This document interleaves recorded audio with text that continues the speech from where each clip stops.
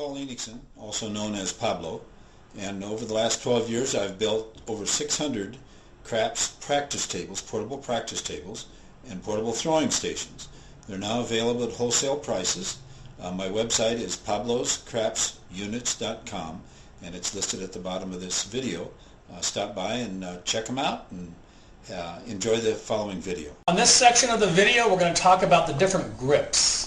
Okay, I'm going to start with the grip that I use and I know. Again, I'm going to use the Hardway set on this example. What I do when I grip the dice, I use the middle finger and the thumb. The middle finger going on the face of the dice, splitting the seams of the two dice equally, straight up and down. And to assure that the dice are one, meaning that they need to be together as tight as possible to make them one, I plant my ring finger like so, come over the dice, preparing my grip with my middle finger and my thumb, putting pressure backwards to my ring finger with my index finger, kind of lock them in, and then if you can take the dice, if you can see this, and if you can go like that without them splitting, you've got a good grip. If you do your grip and you have a slight separation of the dice, you can probably see that. That's too much.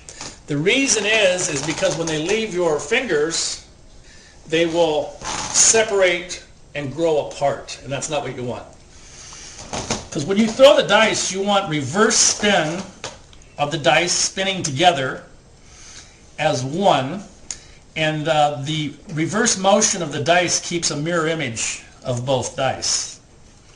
And then of course you want to land them at the other end as close as possible to your target.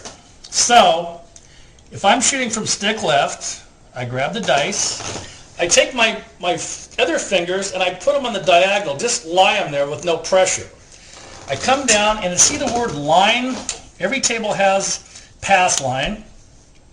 There's a straight line in the word line. So I come back about where my belt buckle would be. My feet are separated to my shoulders, and I come straight over the table from stick left. Pitch the dice back at an angle here, but they're parallel here. And when you throw the dice, go through, follow down the pass line, and make sure you don't rotate your wrist, because you want the dice to fly through the air parallel to this surface. That's the two-fingered grip. A lot of people like to use the three-fingered grip, but on a three-fingered grip it's a little more difficult. Your three fingers, if you can see my three fingers, have to be, you can go like this, have to be straight. And the three fingers have to be straight across the face of the dice. That's a little more difficult, because if you put a little pressure with your ring finger, the right die will go like that, and the dice will bounce. If you put too much pressure with your index finger, that outside die will go like that, and they will bounce sideways, east and west. Remember, when you release the dice, your thumb, do not push the dice with your thumb, or they will split like that. And when that happens, the dice go east and west, one on the left, one on the right, and that's not a good throw. You want to use a grip that you're really comfortable with. Okay, I just moved over to stick right from stick left, and now I'm going to demonstrate the ice tong grip. And this is kind of cool. I've been really playing with this grip because it's a little different. And what happens when you release the dice, the energy of the dice just dissipates at the other end. And it's been having a lot of fun with this. Last month in July, I had 2 one-hour rolls with this grip. Here's what I do. Okay, I'm using the Hardway set. Ice tong, I hold them equal to the top of the dice, putting my middle finger as a brace behind. Now they're locked in together. You want to get them so that you want the pressure to go equally through the dice. And this one's a little different, because when you're going to hold the dice like this, and when you throw them, you're going to just a slight pendulum, again keeping the dice parallel to the surface. So the dice are going to hold together, and when you release, they're going to reverse rotate about 1.5 times, maybe 2, through the air, and they're going to land with very little energy at the other end. And what I like to do is land the dice about 4 inches from the back wall so they come up underneath the diamonds. And let me demonstrate my 2-finger grip from Stick Right, because it's a little different, because you're using physical different muscle, and also your stance is different. Again, there's my grip. And since I'm not the tallest guy in the world, the taller guys with longer arms can get way out here.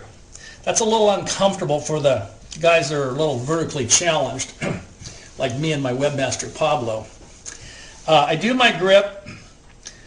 My 2 fingers barely touch the diagonal part of the dice, while my middle finger is on the face, splitting the 2 dice equally.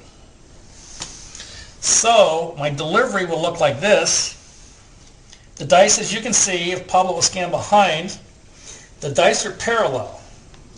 And then with one motion, shooting off the table, one motion, follow through, keeping the dice parallel, and they'll fly straight and they'll hit your target. Of course, you can do the 3-finger just like we talked about on Stick Left. So basically the 3-finger, the 2-finger grip, and the ice tongs. We can do other ones. There's dice stackers and so forth, but these are the primary ones that we teach in class. And what we try to do is, what we do is we figure out what's easiest for you as far as a grip, and then we build your class around that. So that's it on the dice grips. Thank you for your time.